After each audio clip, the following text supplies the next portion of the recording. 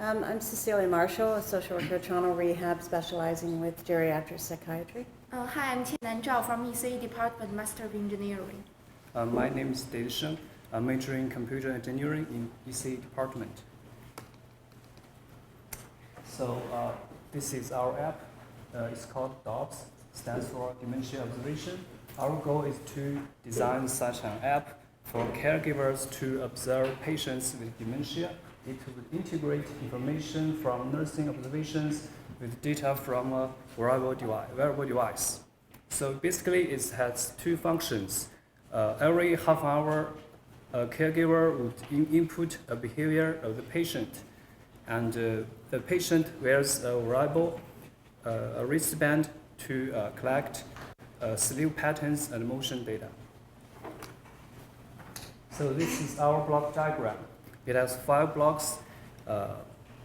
It has 2 types of inputs, caregiver input and wristband data. Through user interface, information can be stored into database and then can be used to analyze patterns and generate reports. So for a demonstration, I'm going to be acting as the nurse. Jen will be doing some analysis of the behavior patterns, and Mr. Dade here will be our patient. So Mr. Dade has been increasingly aggressive. He's a resident of our nursing home, and he's been aggressive over the last couple of weeks. A couple of altercations with co-residents and staff. Couple of altercations with residents and staff. We're not sure what the root of this problem is, but we want to get a better understanding of him, any patterns. So over the weekend, we've set up to manage his, to monitor his behaviors. We'll be looking at sleep, awake cycle, aggressive, and also throwing, because he's starting to disrupt and throw his meals at dinner time. We've also attached a wristband so we can monitor the motion as well as his sleep patterns, because staff report he's not sleeping well. So we've set up to have the phone vibrate every half hour, which will be a reminder to me to enter the data. Phone's vibrating now, so it must be time to enter the data. And so I have a look for Mr. Dade, and I find him, and he seems to be awake and calm. And I'm looking around the environment, and it's really noisy and loud. So I'm a little concerned about that. Oh no, he's getting aggressive. Mr. Dade, I have some medication for you. You can just take that right now. That was a close call. So I'm going to go back and record that incident. He was very aggressive. I gave him some medication, and I've entered that data. Now I'm going to have a chance to go back and look over the past day and see how he's been doing, and I'll have a look at the behaviors. The first column records the date and time, which will be recorded every 15 to 30 minutes. The second column records the behaviors. The third column records the environmental context. And scrolling down, you can see the incidence of aggression and the PRN, which is medication as needed. I'm also going to have a look at the behavior and sleep patterns, the motion and sleep patterns. Looking at the motion patterns, we can see where things are starting to escalate, that we're not able to pick up every half hour. We can see him starting to get more active.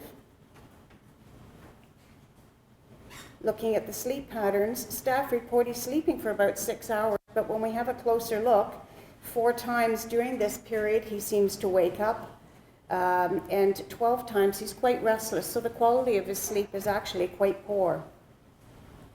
We hope to meet with a psychiatrist and the behavior team tomorrow to have a better look of how he's done over the past 5 days.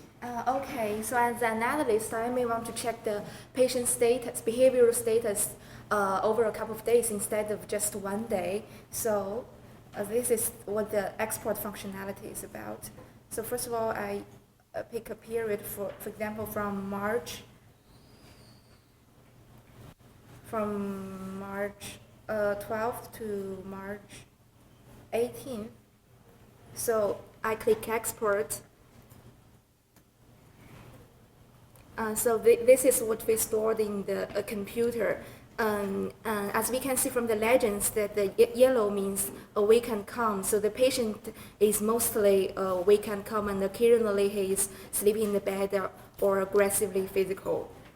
So that's what we've done for our app till now. For the future work, we want to abstract the behavioral or sleeping cycles to a model based on a relatively long period, for example, several weeks or months.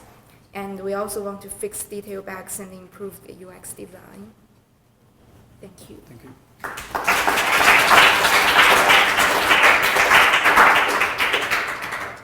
That's really interesting. Cecilia, I'm just wondering, what gets done now without this kind of technology?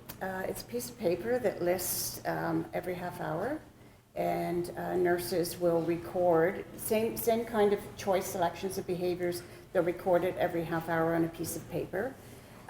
There's no analysis of it, so it's a bunch of numbers. The challenge is that nurses get busy. They may not record actually for a couple of hours and go back and just fill it in. There's also no environmental context, and there's no way of recording more of the aggressive incidents or medication use or falls, and how that kind of integrates into the behaviors. And what use do you think would be put to the analysis? So you do analysis, then what happens?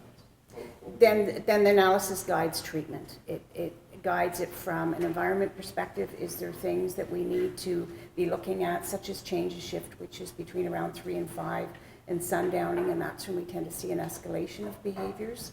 Is there something that we need to do with a particular resident, to remove him to a quieter area during that time, so it allows us to predict behaviors. It also allows us to guide treatment. So we can be moving medication to, say, 2:30, so that it's already taking effect by 3 o'clock, and that patient won't be getting aggressive. So that's interesting. How close do you think this is to being usable? I think the nurse entry part of DObs is usable. It generates the Excel reports, which replaces the whole process. I think we have to do some more work around the wearable and kind of the analysis of data between the two. Comments or questions? Yes. Yeah. In order to send the data from the Fitbit, so do you need to switch to the Fitbit app? I was wondering if it will be different in different platforms. Oh, you mean the Fitbit app is different from the visual app? I mean, do you need to jump to the Fitbit app to get the latest data? Because Yeah. Every week we have to sync the Fitbit with the visual app. So we can't just sync this data from our app, because its data is inaccessible. So. Great. Thank you. Thank you. Thank you.